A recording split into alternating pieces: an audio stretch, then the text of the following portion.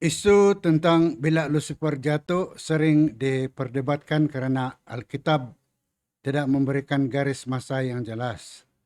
Jadi sebagian Kristen percaya kejatuhan Lucifer berlaku sebelum penciptaan. Manakala ada yang lain mengaitkannya dengan peristiwa di Taman Eden, kan. Perbezaan tafsiran terhadap petikan seperti Yesaya 14, Yehezkiel 28, dan juga Wahyu 12 menimbulkan pelbagai pandangan. Tambahan pula perbezaan antara bahasa simbolik dan literal dalam teks-teks ini menyebabkan ada tafsiran berbeza-beza. Jadi sebab utama Lucifer memberontak ialah keangkuhan dan keinginan untuk menyamai Tuhan. Dia ingin mengambil alih kedudukan Tuhan, menolak kedaulatannya, dan menuntut penyembahan untuk dirinya sendiri. Inilah asal-usul dosa. Tapi yang selalu dipersoalkan, diperdebatkan ialah bila dia jatuh tuh sebelum penciptaan, selepas penciptaan atau bagaimana? Adakah Lucifer jatuh sebelum atau selepas penciptaan dalam Kejadian 1 ayat 1? Atau antara Kejadian 1 ayat 1 dan Kejadian 1 ayat 2? Atau sebelum Kejadian 3? Jadi bila Lucifer jatuh, itu kan Anda. Jadi bagi saya lakan secara pribadi, saya berpikir-pikir bila si Lucifer betul-betul jatuh nih kan, selepas atau sebelum penciptaan. Tapi semuanya nih dia akan ada satu permulaan lah. Apa pun yang berlaku dia pasti akan ada di mana dia bermula. Jadi mungkin akan terpikir juga sebelum lagi Tuhan mau cipta bumi pun mungkin sudah ada ini perasaan. Atau mungkin juga karena Tuhan mau cipta ini dunia lah, si Lucifer yang dia jadi angkuh, dia mau jadi sombong sebab dia tidak kena bawa, dia tidak kena jemput pun dalam syarat itu kali masa mau cipta dunia. Jadi ada kemungkinan mungkin sebelum lagi, mungkin bila Tuhan sudah mulai merancang pun, mungkin dia sudah ada itu sifat-sifat akan jatuh ke dalam jatuh dari syurga lah, jatuh dalam dosa. Persoalan tadi pasal bilakah Lucifer jatuh atau ya bila dia jatuh, tapi penyebab dia jatuh itu kita sudah tahu. Jadi kalau secara general, uh, umat Kristen ataupun umat percaya tidak tidak ada uh, keputusan yang tepat bila dia jatuh, sama ada itu berlaku di awal penciptaan ataupun semasa penciptaan ataupun selepas penciptaan. Sebab rencana penciptaan Tuhan itu bermula dengan satu tujuan. Jadi cuma yang kita tahu ialah si Lucifer dia sudah jatuh.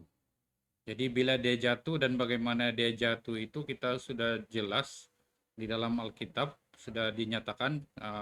Yesus pun sendiri dalam Lukas juga mengatakan bahwa dia melihat si iblis seperti bintang jatuh. Jadi saya rasa jelas kalau Yesus sudah berkata demikian, jadi kita percaya bahwa Lucifer sudah jatuh. Cuma memang menjadi perdebatan bila dia mula jatuh, sama ada itu terjadi sebelum Kejadian 1 ayat 1 ataupun selepas Kejadian 1 ayat 1 ataupun waktu di Taman Eden. Tapi yang saya pasti ialah Lucifer bila dia jatuh apabila dia tahu rencana penciptaan dunia. Itu yang mungkin kita boleh ambil pendapat, yaitu apabila bumi kita ini dalam rencana untuk penciptaan, Lucifer tidak dibawa di dalam penciptaan itu. Jadi karena ada kesombongan sudah dalam diri dia, bahwa dia itu adalah yang terindah, terbaik di dalam seluruh surga. Jadi bila dia tidak dibawa di dalam penciptaan dunia, maka terdapat kesombongan yang melampau dalam diri dia, sehingga kan dia mau menjadi seperti yang Maha Tinggi, bahwa dia layak untuk di dalam rencana penciptaan itu. Jadi itu yang saya boleh bagi pendapat lah. Apapun mengenai soalan kejatuhan sebelum atau selepas penciptaan, eh, kita punya gereja Seventh-day Adventist berpegang pada pandangan bahwa Lucifer jatuh sebelum penciptaan dunia seperti yang dicatatkan dalam Kejadian 1. Jadi kejatuhan Lucifer berlaku di surga ketika dia memberontak terhadap Allah karena kesombongan dan keinginan untuk meninggikan diri. Ini ditegaskan dalam Yesaya 14 ayat 12 hingga 14 yang menyebut dia bintang fajar itu yang Awi sebutkan tadi. Dan di dalam Yehezkiel 28, aku hendak mendirikan tak-takku mengatasi bintang-bintang Allah. Ini masih berlaku di surga lagi. Kita berpendapat juga bahwa meskipun Lucifer telah jatuh, bumi atau dunia ini yang masih belum menjadi medan pemberontakan, sehinggalah selepas penciptaan manusia. Ini karena dalam Kejadian 1 ayat 31 Allah menyatakan bahwa segala ciptaannya adalah sangat baik. Jadi selepas penciptaan itu semua di dunia ini adalah sangat baik, belum dosa, belum lagi merusakkan dunia. Namun begitu, Lucifer kini sudah yang dikenali setan sudah, dia masuk ke Taman Eden dan menggoda Adam di dalam Kejadian 3. Nih, jadi ini membawa kepada pemberontakan yang tadinya di surga itu ke bumi ini. Jadi oleh itu kejatuhan Lucifer berlaku sebelum kejatuhan manusia, tetapi bumi dicipta dalam keadaan yang tanpa dosa. Di dalam Roh Nubuat kita baca di dalam Patriarch and Prophet, sebelum penciptaan manusia, Kristus telah berdiri sebagai firman Allah dan penasihat surga. Di dalam The Great Controversy lagi, muka surat 495, dia menulis, pemberontakan bermula di surga ketika Lucifer, kerub yang menutupi, mula menaruh keinginan kepada keunggulan diri. Jadi pandangan ini menguatkan tema kontroversi besar, yaitu konflik antara baik dan jahat, antara Kristus dan setan, yang bermula di surga dan kini berlaku di bumi. Ini juga menegaskan bahwa dosa bukan berasal dari Tuhan, tetapi hasil daripada penyalahgunaan kebebasan memilih oleh makhluk ciptaan. Apakah penyebab utama Lucifer memberontak? Apa nih punca si Lucifer mau memberontakkan? Jadi saya rasa orang yang suka memberontak nih, sebab ada sesuatu yang dia inginkan, dia tidak dapat. Selalunya begitulah. Dan bayangkan anak kecil pun, apabila kita bawa derang ke satu tempat, kalau derang tidak dapat kena kasih beli apa yang derang mau, pasti akan menangis, ya berteriak-teriak, marah-marah.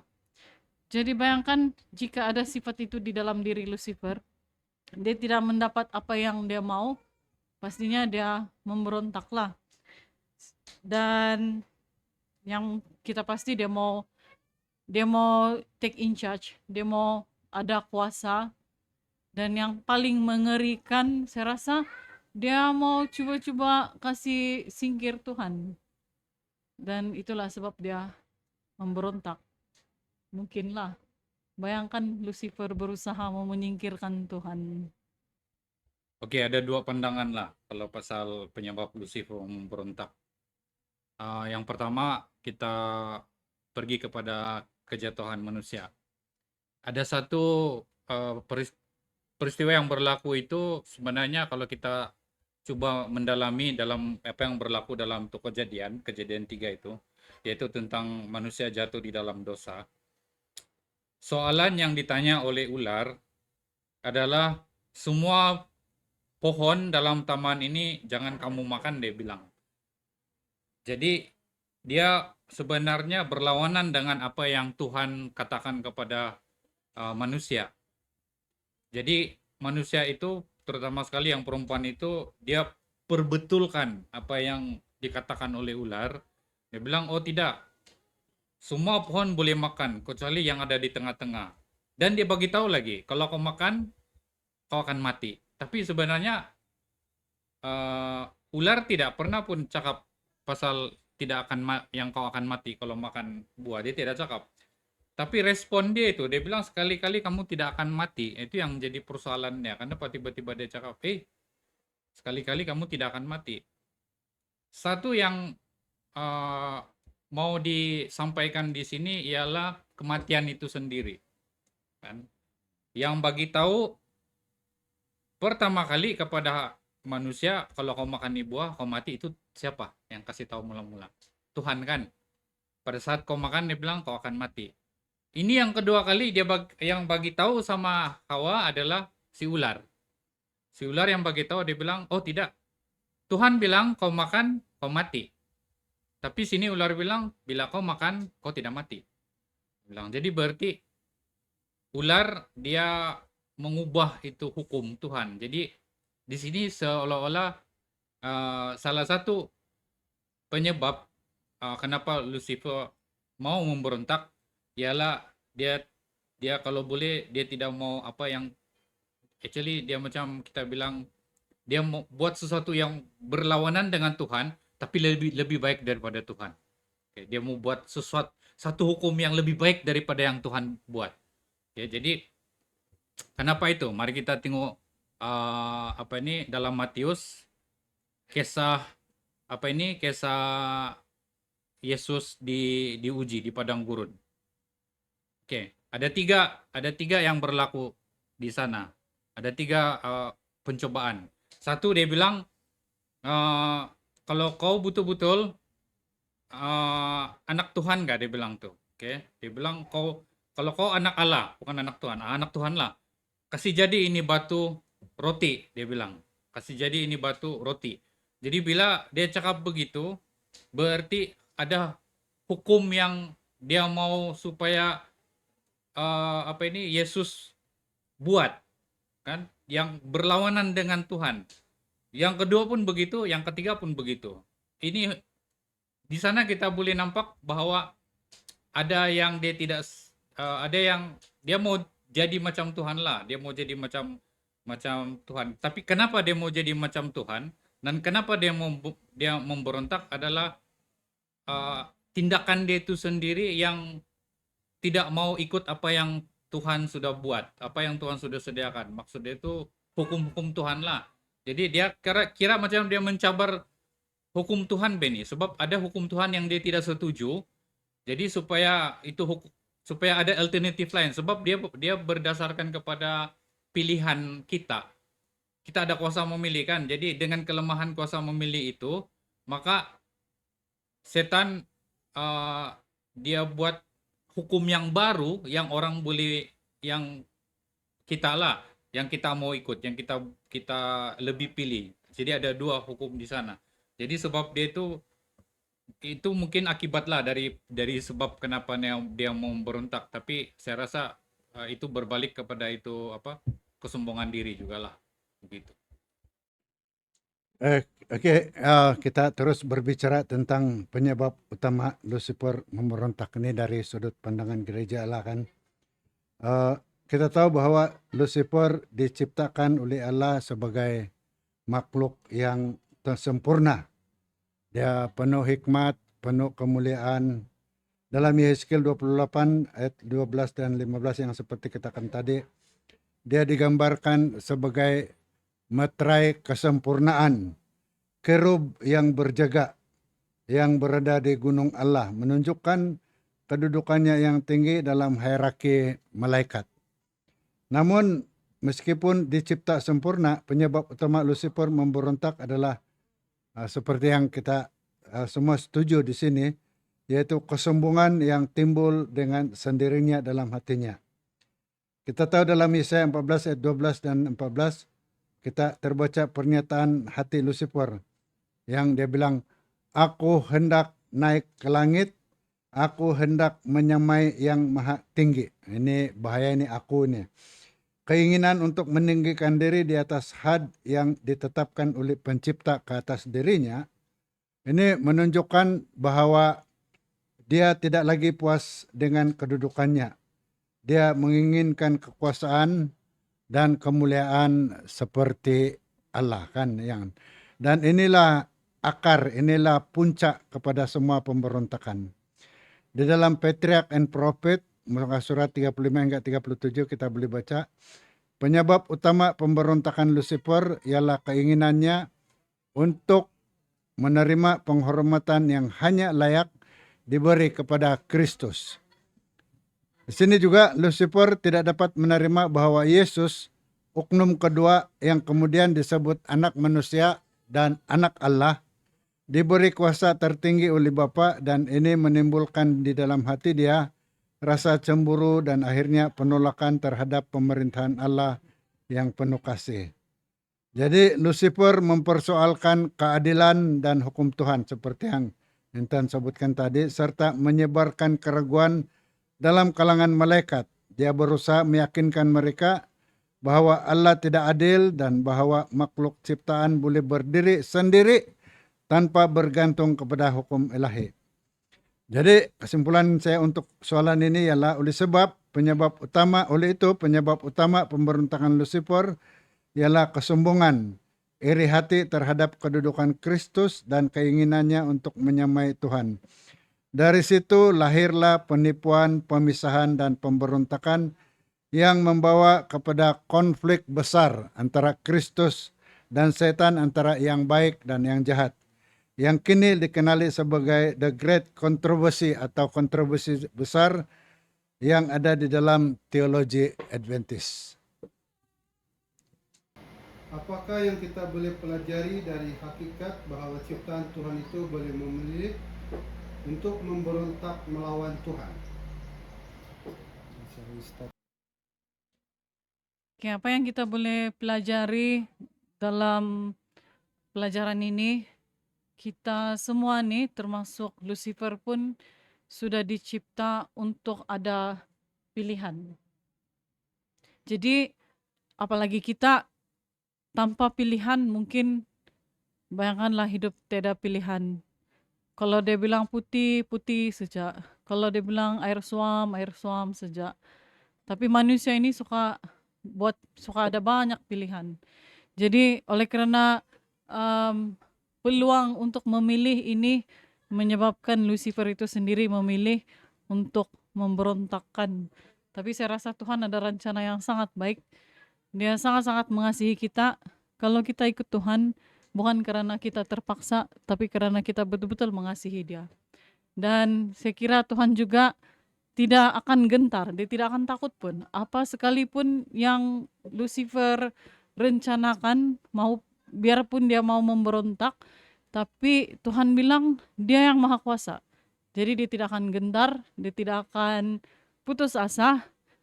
Dan oleh sebab itu kita tetap terus bersandar sama Tuhan, karena biarpun dosa yang berasal dari mana sekalipun, Tuhan tetap akan ada rencana yang sangat besar untuk kita semua. Oke, apakah yang kita boleh pelajari dari hakikat bahwa ciptaan Tuhan itu boleh memilih untuk memberontak melawan Tuhan? Tuhan menghamparkan kepada kita 3 perkara.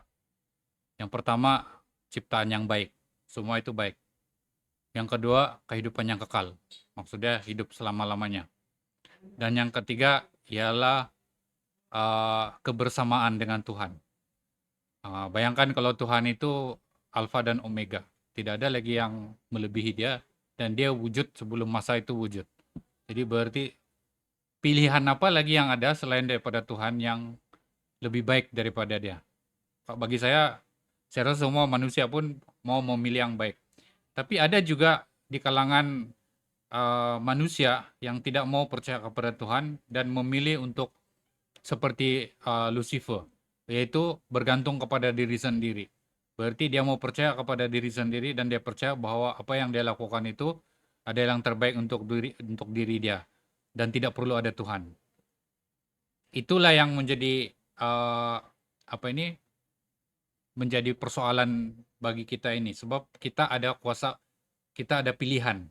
Dan kalau saya sendiri yang tidak mau menerima Tuhan, kenapa tidak saya pilih saja untuk tidak mau terima Tuhan? Kan pun boleh juga. Jadi kenapa Tuhan mau ambil peduli, kita bilang begitulah. Kenapa dia mau ambil peduli kalau saya tidak mau pilih dia pun?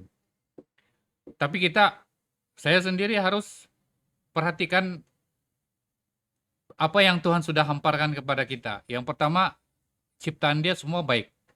Kedua, hidup yang kekal. Dan ketiga, kebersamaan dengan Tuhan. Itu yang Yesus sudah janjikan berkali-kali waktu dia di dunia. Jadi, walaupun kita boleh memilih untuk memberontak melawan Tuhan, tapi di pihak Tuhan ada 3 perkara yang siapa pun tidak boleh bagi, termasuk Lucifer itu sendiri.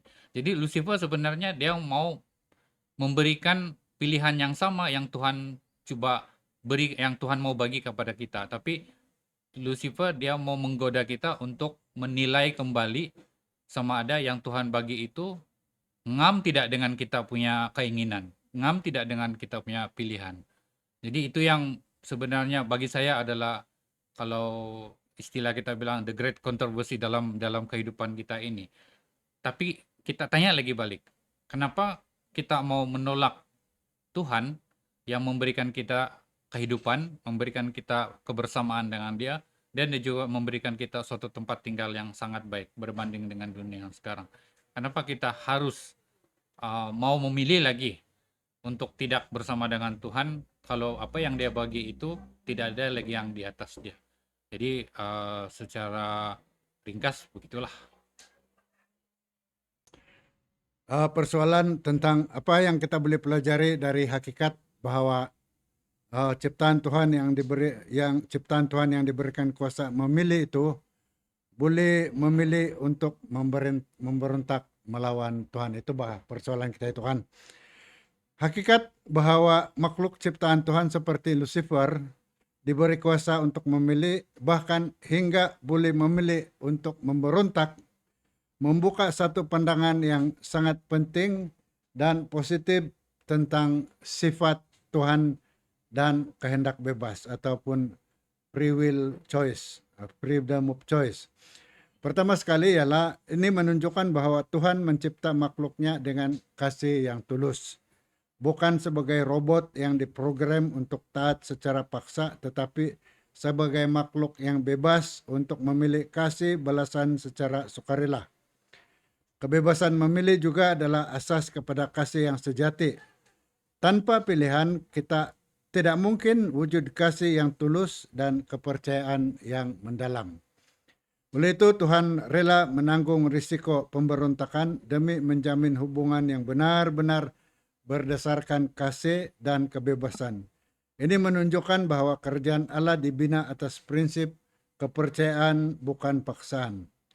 Yang kedua, hakikat ini juga mengajar kita tentang tanggung jawab moral responsibility.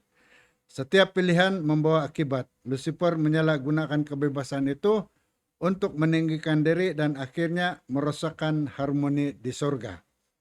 Namun makhluk lain memilih untuk setia, maka kita diajar bahwa kesetiaan kepada Tuhan adalah satu keputusan pribadi yang berharga dan bukan hasil paksaan. Yang ketiga, kita lihat yang saya dapat berikan di sini ialah dari sudut positif, pemberontakan Lucifer mendedahkan kebenaran dan keadilan pemerintahan Tuhan. Allah tidak terus memusnahkan Lucifer, tetapi memberi ruang untuk makhluk lain menyaksikan akibat pemberontakan itu. Ini menjelaskan bahwa Allah bersabar, adil, dan penuh kasih, dan bahwa kebenaran akhirnya akan menang. Jadi akhir sekali dalam pandangan saya ialah hakikat ini meneguhkan iman kita bahwa walaupun kejahatan wujud akibat penyalahgunaan kehendak bebas, Tuhan tetap berdaulat dan kasih-Nya akan kekal menang. Jadi kita diundang untuk menggunakan kebebasan kita secara bijaksana, memilih kesetiaan, kebenaran, dan kasih kepada Tuhan.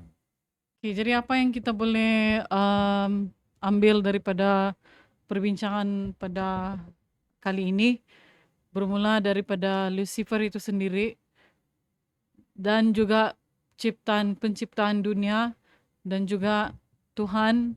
Ini ada beberapa keywords yang kita boleh ambil, di mana melalui pilihan Tuhan itu tidak pernah tidak memberi kita pilihan, sebab Dia sangat maha besar, sangat mengasihi.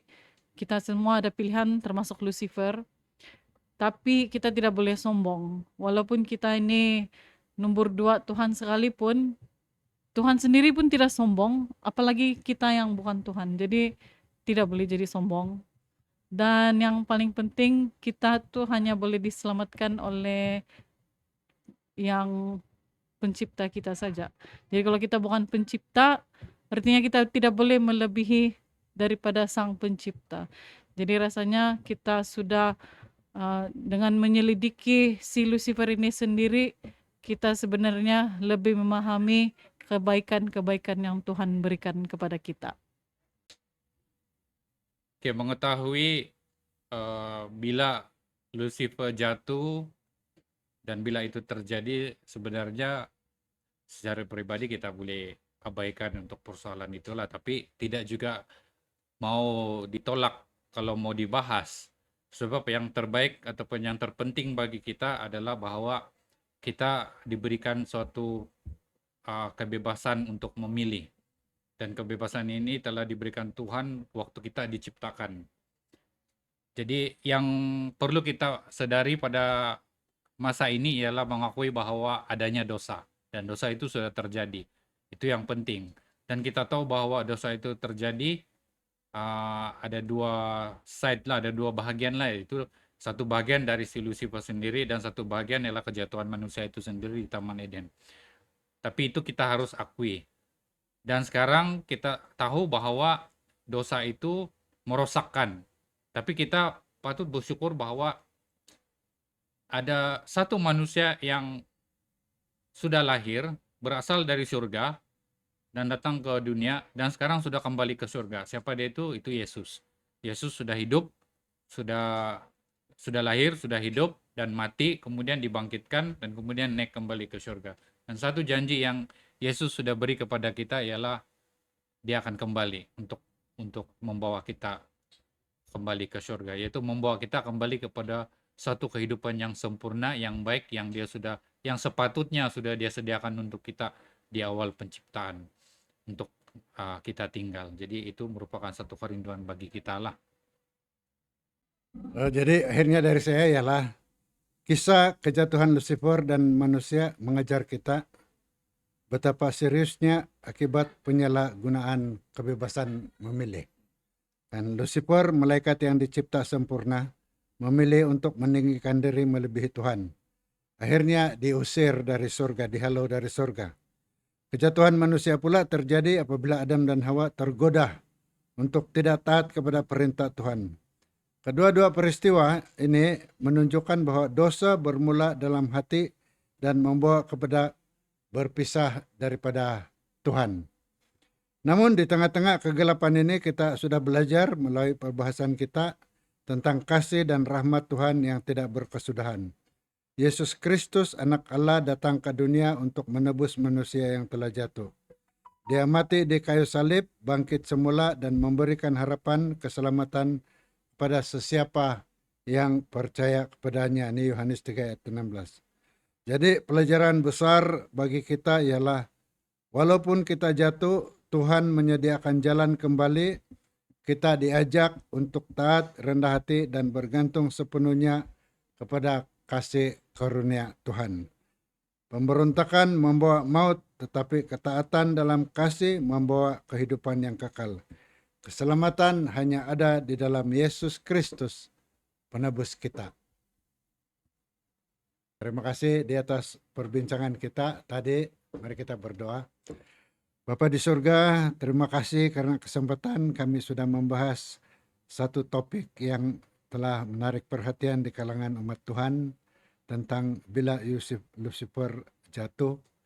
Namun setelah perbahasan ini kami mendapati bahwa bagaimanapun Lucifer jatuh, di mana dan bila pun dia telah jatuh, Tuhan sudah menyediakan jalan pelepasan, jalan keselamatan bagi makhluk ciptaan Tuhan yang diberikan kebebasan untuk memilih seandainya makhluk ciptaan ini memilih untuk memberontak Tuhan. Terima kasih karena Yesus Kristus yang sentiasa memberi jalan untuk kami melepaskan diri dari cengkaman setan. Dalam nama Yesus kami berdoa. Amin.